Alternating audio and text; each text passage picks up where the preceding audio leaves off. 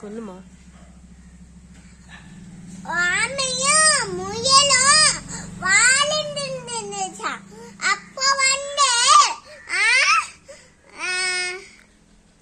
ஆமைக்கும் முயலுக்கும் டாடாய்ஸ்க்கும் ராபெட்டுக்கும் racing நடந்துச்சு. அப்ப வந்து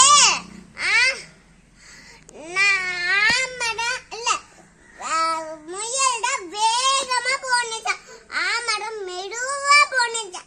அப்ப வந்து மெதுவா போனாம முயல் தூங்கிடுச்சா சாப்பிட்டு.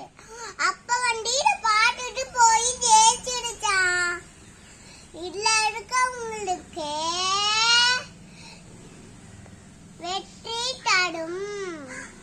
விடாமுயற்சி விடாமுயற்சி